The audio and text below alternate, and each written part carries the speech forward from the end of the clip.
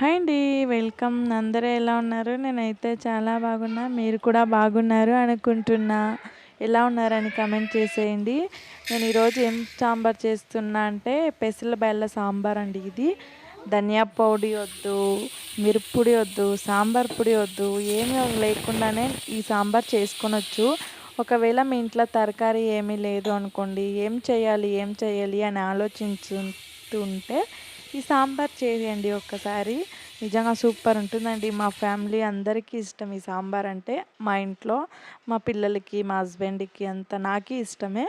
చాలా బావుంటుందండి. ఒకసారి ట్రై చేసి చూడండి. ఫస్టు ఒక కప్పు పెసలు బ్యాళ్ళు ఎత్తుకొని 2 సార్లు బాగా కడిగేసి, నీళ్ళు పోసి, కొంచెం పసుపేసి బాగా ఉడకపెట్టుకోవాలి. ఇలా ఉండాలండి. ఫుల్ బాగా ఉడికిపోయి ఉండాలి.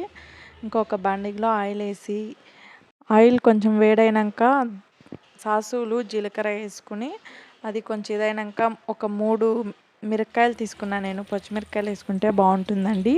ఇంకా ఆనియన్ ఒకటి తీసుకున్నా. పెద్దగా ఉన్నింది హాఫ్ ఏసా. మీరు చిన్నదైతే ఒకటి తీసుకోండి. ఇంకా ఒక 7, 8 తెల్లపాయలేసా అండి. ఏసేసి అది కొంచెం కొట్టుకోవాలి. కొట్టేసి ఇంకా కరేపాకు కొంచెం ఏసుకొని, టమాటా ఒకటేసుకున్నా. ఒక టమాటా ఏసుకుని అదంతా బాగా ఫ్రై చేసుకోవాలి. బాగా సాఫ్ట్‌గా అవ్వాలి టమాటో అంతా. కొంచెం ఉప్పేసుకునేసి ఫ్రై చేసుకోనాలి బాగా.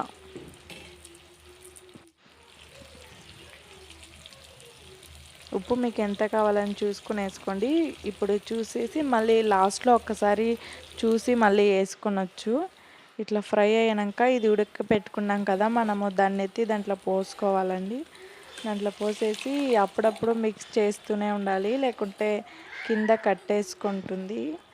అది బెల్ల అంతా కదండీ! అందుకనేసి అట్లా కట్టుకుంటుంది కింద. సో, అప్పుడప్పుడు మిక్స్ చేస్తూ ఉండాలి. కొంచెం కొత్తిమీర ఏసి, కొంచెం వాటరేసుకున్నా. వాటరేసి కొత్తిమీరకేసి ఇంకా అట్లనే ఉడకపెట్టాలి బాగా.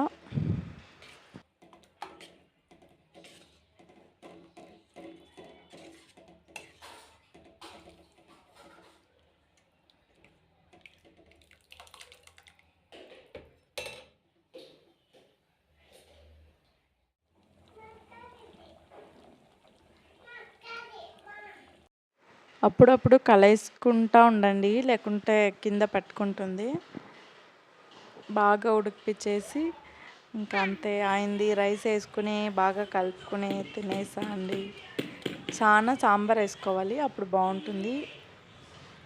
చూడండి. మీరు చేసి తిని ఎలా ఉందని చెప్పండి. ఓకే. బాయ్.